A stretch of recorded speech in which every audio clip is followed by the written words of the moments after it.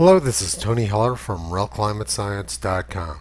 I was born and raised in New Mexico, so I always find climate stories about New Mexico fascinating. Here's one from 3 days ago: how New Mexico is learning to live with the mega drought. The American West hasn't seen a drought like the one it's experiencing now in more than 1,200 years. In New Mexico, it's fueled early record-breaking wildfires. That sounds really scary. Let's take a look now and see if what they're saying is actually true. 40 years ago, I worked as a wilderness ranger for the U.S. Forest Service northeast of Santa Fe. Last month, they had a huge forest fire in that region. But the fire was started by the United States Forest Service. It was supposed to be a controlled burn, but they didn't do a very good job controlling it. It was the same story with the big fire near Los Alamos during the spring of 2000, which burned up 400 homes. I don't think you can actually blame fires started by the United States government on climate change. One of my favorite books about northern New Mexico was The Milagro Beanfield War. The author, John Nichols, eloquently described the long tradition in northern New Mexico of the locals starting forest fires so that they could get paid by the U.S. government to put them out. Now let's take a look at the mega drought in New Mexico, which the press says is the worst in more than 1,200 years. Los Alamos, New Mexico, severe weather alert.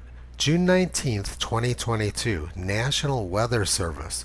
Flood watch in effect. Flash flooding caused by excessive rainfall is possible. New Mexico is expecting heavy rain for 9 out of the next 10 days. Over the next 10 days, almost all of New Mexico, Colorado, and much of Arizona and Utah are expecting very heavy rainfall. This happens almost every summer during the monsoon season, which is starting up several weeks early this year.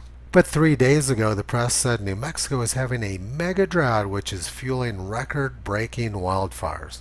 And they say it's the worst drought in more than 1,200 years. Let's take a look at that claim. Very detailed studies have been done of New Mexico rainfall going back 2,500 years based on tree rings. It's the normal climate of New Mexico to swing back and forth between mega droughts and very wet periods. New Mexico had a large population boom during the very wet 1980s, and people who moved there then assumed it was the normal climate.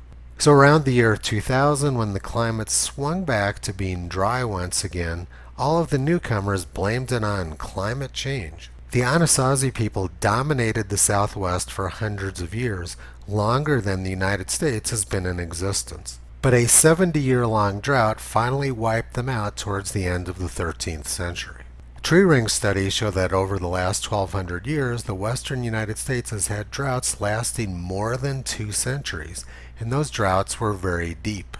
Evidence from tree rings shows that drought was historically much more widespread in the American West than now, while the 20th century was wetter than normal. But now the press is trying to claim that much shorter and less severe droughts are the worst in more than 1,200 years, and that they're man-made. 30 years ago, the Los Angeles Times knew about these century-long droughts. And in fact, these century-long megadroughts were first reported 100 years ago in 1922. Everybody knew about these century-long droughts in 1994. The Fresno Bee state has suffered 2 epic droughts, researcher reports. The New York Times reported on July 19, 1994, severe ancient droughts, a warning to California. Beginning about 1,100 years ago, what is now California baked in 2 droughts, the first lasting 220 years and the second 140 years. Each was much more intense than the mere 6-year dry spells that afflict modern California from time to time now. So let's go back to the original article and review everything they got wrong. This was from June 16th, it's June 19th now, and New Mexico is flooding. The record wildfire in New Mexico last month was started by the United States Forest Service in a region where I used to work as a wilderness ranger. And their claim that the current short drought is worse than the multi-century droughts of the past is just nonsense. It has nothing to do with history or science. It's just the usual propaganda and misinformation which the press disseminates day in and day out. Our new climate assistants, Upal and Toki, assisted in the making of this video. This photograph was taken by my wife, Kyrie, today on our wedding anniversary.